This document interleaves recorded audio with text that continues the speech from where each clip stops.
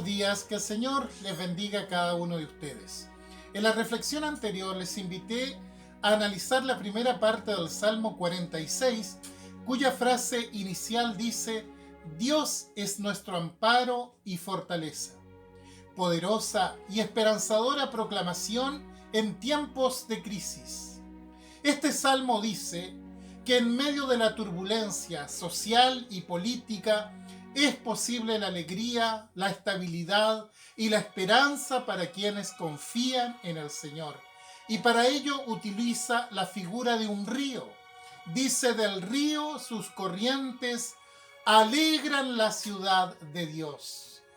La paradoja grande de la ciudad de Jerusalén, que era conocida en aquel tiempo como la ciudad de Dios, es que es una de las pocas ciudades antiguas que no tienen un río, no tienen ninguna corriente cerca. Todas las ciudades antiguas generalmente se edificaban al lado de un río. Ahora, ¿por qué Dios hizo edificar la ciudad de Jerusalén allí? Porque su pueblo tenía que aprender a depender de Él. Y le dice en la ley: cuando ustedes cumplan los mandamientos, va a llegar la lluvia a su tiempo, la temprana y la tardía. Es decir, la lluvia va a llegar, pero eso va a depender de la relación, del vínculo que ustedes tengan conmigo. Al principio, el Salmo 46, como ya vimos, habla de un mar embravecido, de montes que tiemblan, pero acá tenemos un río. Y la corriente de un río trae tranquilidad, provoca paz.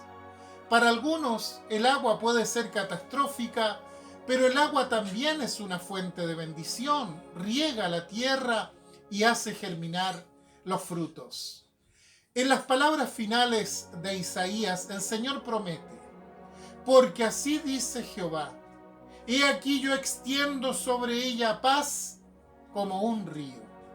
Y cada vez que Dios habla de paz, nos la presenta como algo que pasa y que va dando tranquilidad a medida que avanza. El río de Dios habla de bienestar, habla de paz interior, habla de que nada nos agita, nada nos agobia, nada nos perturba. Cuando tenemos una relación íntima con el Señor, a pesar de lo que pase alrededor, siempre podremos gozar de esa quietud espiritual. ¿Qué está diciendo el autor de este Salmo 46? Está diciendo: yo en medio de todo este tembladeral, de esta tormenta, de esta inestabilidad, yo me acerco al Señor y tengo una paz que es como un río dentro de todo esto. Y esto es lo maravilloso de la vida cristiana.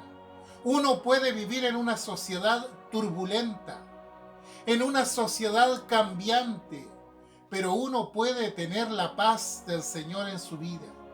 Pueden cambiar las circunstancias, puede cambiar la economía, puede cambiar la salud, pero Cristo el Señor no cambia nunca. Él es inmutable. Y esto es una buena noticia para quienes confiamos en Él, porque sabemos que Él cumplirá todas y cada una de sus promesas. Entonces, si el Señor está con nosotros, podemos tener paz. Esa paz que narra este salmo, esa paz que corre como un río en el interior. Nosotros vivimos del lado de acá del Antiguo Testamento. Ya conocemos la bendición de Dios al darnos a su Hijo Cristo. Zacarías, mirando hacia adelante, él dice: en aquel tiempo, cuando venga el Hijo de Dios, habrá un manantial abierto.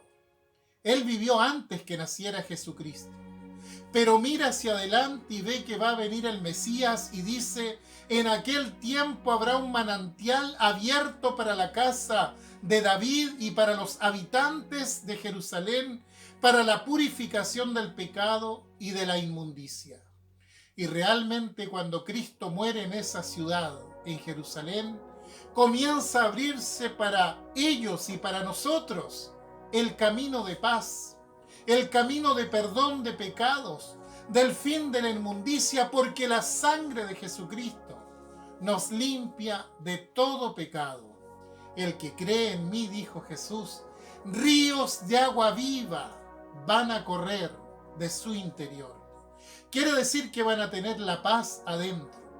Nosotros no tenemos la paz de un río afuera. Tenemos una paz adentro porque el Espíritu Santo fluye y eso es lo que nos da paz. Gracias damos a Dios por todo esto. Amén.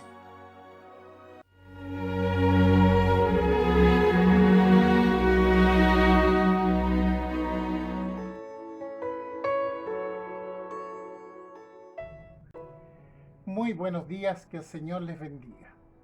Hemos estado mirando el Salmo 46 y hemos considerado con mucha admiración en cómo Dios se mueve en medio de las turbulencias del mundo, cómo Dios trae paz al corazón de aquel que en Él se refugia a pesar de las circunstancias.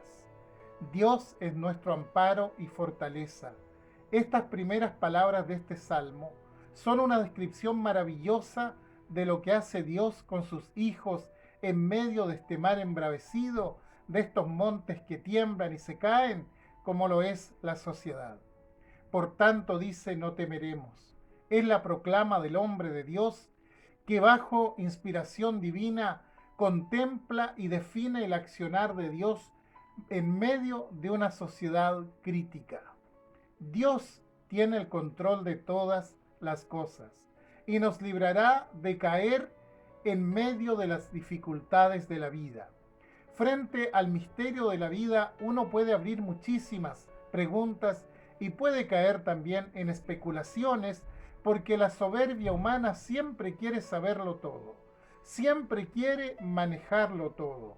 No obstante, la realidad nos muestra primeramente que no podemos saber todo, que no tenemos explicación a todas las cosas que suceden y que hay muchas cosas que escapan a nuestro control. El sufrimiento, por ejemplo, constituye un misterio indescifrable. ¿Por qué Dios no termina con las guerras? ¿Por qué Dios no acaba con la pobreza en el mundo? ¿Por qué Dios no pone atajo a este virus que se ha diseminado por todo el mundo? Cuando Jeremías, el profeta de Dios, vio su ciudad destruida y escribe el libro de Lamentaciones, él dice: ¿quién será aquel que diga que sucedió algo que el Señor no mandó? ¿De la boca del Altísimo no sale lo malo y lo bueno?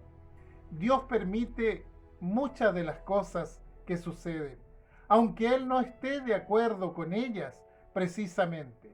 Los hombres la producen, entonces Dios se hace a un lado y simplemente permite que pase. Aunque muchas veces Dios también toma una posición más activa. Castigó a su pueblo en ciertas ocasiones. Y cuando el profeta iba y le pedía explicación: Señor, ¿qué pasa que no haces esto? ¿Haz algo por este pueblo? Dios le respondía: sí, voy a hacer algo. Voy a mandar una calamidad mayor todavía. ¿Pero por qué? Bueno, decía Dios, porque se alejaron de mí, me dieron la espalda. Bueno, nosotros vivimos en una sociedad que se está alejando de Dios cada vez más.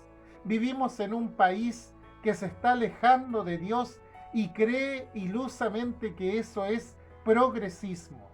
Quizás debiéramos mirar lo que nos pasa también con relación a esto.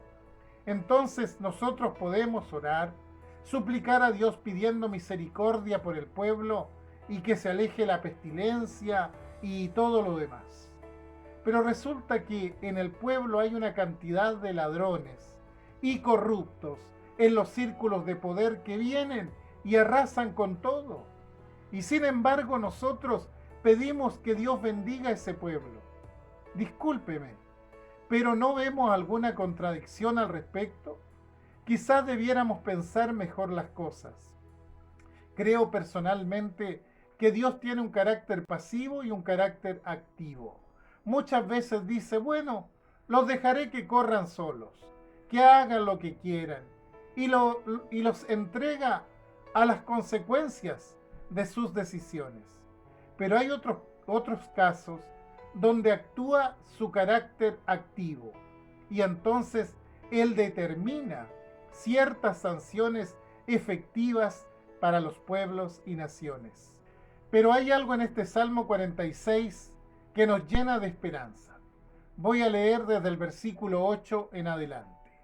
Dice, vengan y vean los hechos del Señor, quien ha causado desolaciones en la tierra. Hasta los confines de la tierra hace cesar las guerras, quiebra el arco, rompe la lanza y quema los carros de fuego. Estén quietos y reconozcan que yo soy Dios.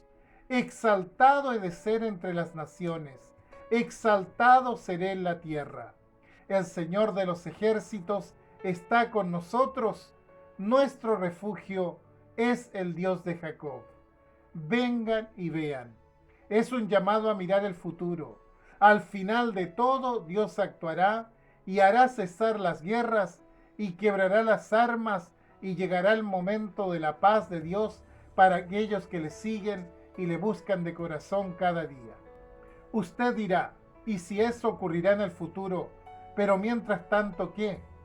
El versículo 10 nos da la gran respuesta. Estén quietos y reconozcan que yo soy Dios. Exaltado he de ser entre las naciones, exaltado seré en la tierra. Nos conviene estar quietos y en el sosiego del alma dejar que Dios nos hable y nos ministre con su paz y su gran misericordia.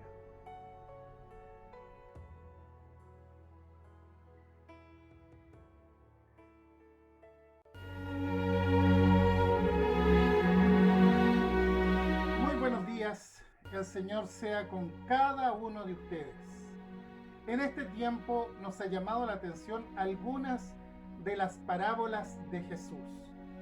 Las parábolas eran historias ficticias donde Jesús comparaba algunas cosas de la vida cotidiana con realidades espirituales. Y hoy quiero referirme a una parábola conocida como la parábola de la semilla de mostaza que encontramos en el Evangelio de Mateo, capítulo 13, versículos 31 y 32. Allí Jesús enseñó que el reino de los cielos es semejante a un grano de mostaza que un hombre sembró en su campo. Y explica que si bien la semilla de mostaza es la más pequeña de todas las semillas, cuando crece se convierte en una gran hortaliza hasta convertirse prácticamente en un árbol.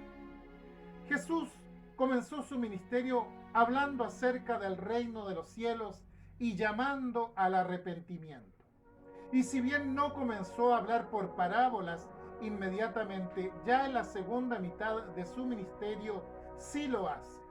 Y en este capítulo en particular encontramos 7 parábolas referidas al reino de Dios. Israel como pueblo había sido sojuzgado por diferentes imperios. Tenemos a los caldeos, a los persas, a los griegos y a los romanos. Y todos estos pueblos introducían sus cultos idolátricos y su inmoralidad a la vez que rechazaban el culto al Dios verdadero. Ahora, ¿cómo interpretaban los judíos el concepto del reino de Dios? Ellos decían, va a llegar un momento en que va a venir el Mesías, el ungido de Dios, y va a vencer a todos estos imperios que nos sojuzgan, y entonces tendremos un gobierno autónomo y floreciente nuevamente. Es decir, ellos interpretaban el reino de Dios humanamente, políticamente, y cuando Jesús se presenta como el Mesías de Dios, muchos abrigaban la esperanza de que en algún momento se levantara en armas contra el Imperio Romano, los venciera y entonces retornara a la gloria de un gobierno nacional. Los hombres siempre han tratado de producir cambios y la historia universal está llena de cambios históricos. Y cada vez que querían producir cambios, como expandir sus dominios, por ejemplo, lo hacían mediante la fuerza, mediante la violencia, mediante un ejército armado. Siempre los cambios están relacionados con la opresión, con la guerra, con la violencia. Sin embargo, el método de Dios parte por desechar la fuerza de las armas, la presión de las masas, la destrucción del enemigo. Definitivamente ese no fue el método de Jesús. El profeta Zacarías, hablando del reino instaurado por el Mesías, dice: y no con ejércitos, no con fuerza, sino con mi espíritu, dice el Señor de los ejércitos. Está hablando de un cambio espiritual que comienza en el interior de la persona. Y Jesús trató de explicar esto justamente en la primera de sus parábolas, que su reino era un reino espiritual, que lo que Dios hace es plantar una semilla en el corazón del hombre. Por eso la primera de sus parábolas es la del sembrador, del hombre que siembra buscando que la buena tierra reciba la semilla y germine. Y por supuesto también aparece la parábola del trigo y la cizaña, donde los hijos del reino de Dios siembran la buena semilla y está el enemigo sembrando la cizaña, y eso ha pasado siempre. Ahora, la parábola que hemos traído a colación habla de la siembra de una semilla muy pequeña, la semilla de mostaza. Había un refrán entre los judíos que para hablar de algo muy pequeño, muy insignificante, decían: esto es como una semilla de mostaza. Sin embargo, cuando cae en tierra y germina, sale un árbol de allí. Y Jesús dice: así es el reino de Dios. Es como una semilla que llega al corazón del hombre y germina dentro de sí, dándole vida. Esa vida que necesitamos para que se produzca un verdadero cambio. Los cristianos no siempre entendieron estas cosas y se escribieron páginas muy oscuras en la historia de la humanidad. Todos recordamos las cruzadas que querían reconquistar el Santo Sepulcro y se imponían por medio de la violencia. Es lamentable recordar los tribunales de la Inquisición, por ejemplo. Los hombres tenemos un concepto totalmente distinto desde el punto de vista político del que tenía Jesús. Recordamos al rey Nabucodonosor, que miraba su propio imperio y lo veía como un árbol frondoso que crecía y crecía cada vez más. Y Dios le mostró en el sueño que ese árbol iba a caer, que no hay nada duradero cuando no hay cambios provocados por el Espíritu de Dios. El mensaje de Cristo es un mensaje poderoso. Los cambios que produce la vida de Cristo en las personas son tan profundos y poderosos que nada, ni la sociología, ni la psicología, ni ninguna terapia humana pueden producir. Por eso, no nos cansemos de sembrar la buena semilla. No nos cansemos de sembrar la palabra que Jesucristo enseñó. Porque esa palabra es la única que puede cambiar los corazones de las personas. Es la única que tiene poder, el poder del Espíritu sosteniéndola. Y es la única que produce cambios duraderos en la vida. Bendiciones.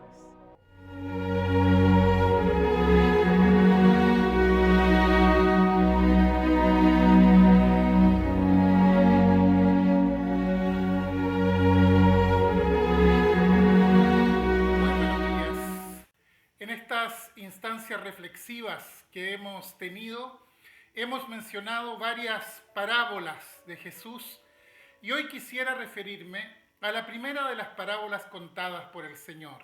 Recordemos que Jesús partió con este método de enseñanza recién a la mitad de su ministerio. Y la parábola en referencia es la conocida parábola del sembrador, que aparece allí en Mateo capítulo 13, versículo del 1 en adelante. Recordemos que las parábolas son comparaciones que Jesús hace de la vida cotidiana con profundas verdades espirituales. En sus primeras parábolas habla del campo, de las labores propias del campo como la siembra, la cosecha, la semilla, porque obviamente la gente estaba relacionada con el campo, y después hablará también del mar y de sus actividades, adaptándose a lo que conocían mejor sus oyentes. Y en este caso se dedica a la parte del campo y habla principalmente de la semilla. Dice que había mucha gente alrededor de él y les habló de un sembrador que mientras siembra la semilla, ésta se esparce por diferentes terrenos, siendo el mejor aquel terreno que permitió una cantidad importante de fruto. Ahora, es probable que usted haya escuchado este relato en muchas ocasiones, por lo cual no entraré en detalle en virtud del tiempo. Quisiera detenerme específicamente en la semilla que se esparce. ¿Por qué Jesús usa el ejemplo de la semilla? Bueno, al mirar con mayor amplitud el relato, convendremos que la semilla es la palabra de Dios. ¿Por qué? Porque la semilla lleva en sí el germen de vida. Es increíble lo que puede producir una sola semilla. Julio Verne, escritor francés del siglo XIX, en su libro La isla misteriosa, cuenta de un grupo de personas que queda aislada en una isla inhóspita, inhabitada, y tenían que comenzar una sobrevida en aquel lugar. Y uno de ellos, que solía darle comida a las palomas, descubre que en uno de sus bolsillos tiene una semilla de trigo. Y está ya para tirarla, y entonces el científico lo detiene y le dice: no lo tires, eso es una joya valiosísima por el potencial que tiene. Pueden salir 10 espigas de un solo grano. Cada espiga tiene 80 granos, por lo tanto en la primera cosecha tendremos 800 granos. En la segunda tendremos 640.000 granos y ya en la tercera 4 millones de granos. Significa que una sola semilla multiplicada puede contener pan para alimentar a toda la humanidad. Bueno, ese potencial de la semilla es comparado por Jesús con la palabra de Dios. ¿Por qué? Porque la palabra de Dios genera vida y se multiplica de una manera que es incomprensible para nosotros. En el primer capítulo de la Biblia vemos cómo la palabra de Dios va creando las cosas. A la orden de Dios las cosas son.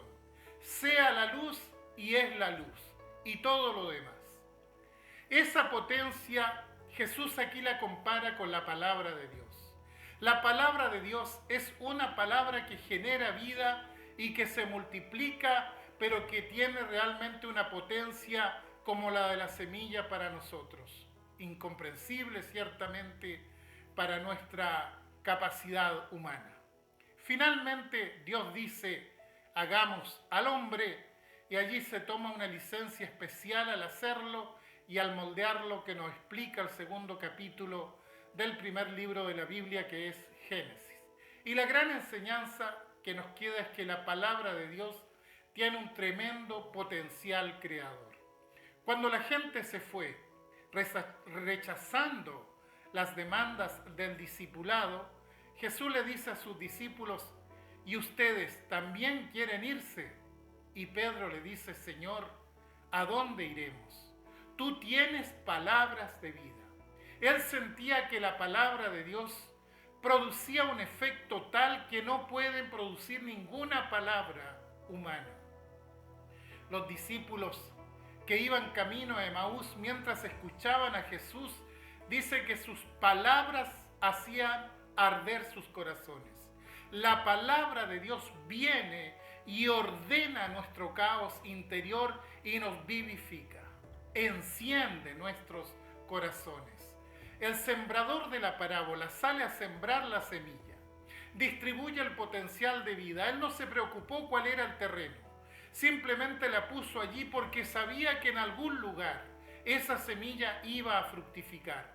Él salió a sembrar la vida. Y qué maravilloso es esto, porque hoy por hoy hay tantos que siembran miedo, que siembran angustia, desazón, desconsuelo, muerte. La palabra de Dios siembra vida, transforma los corazones, ordena el mundo interior y lo direcciona hacia el lugar correcto. Pedro abrió su corazón y fue transformado. Él pensaba que su destino sería ser pescador de peces, pero se convirtió en el gran predicador del primer siglo. Y así tantos otros. Pensemos en lo importante que es abrir la palabra de Dios, no leerla como un libro cualquiera, sino permitiendo que Dios nos hable, y entonces vamos a encontrar que el Espíritu de Dios estará trabajando en nuestra vida y comenzará a provocar cambios profundos. Y no nos olvidemos que somos predicadores, somos sembradores de vida. Pero antes de eso, esa vida tiene que manifestarse en nosotros y se manifestará en todo aquel que se acerque sinceramente a la palabra de Dios. Bendiciones.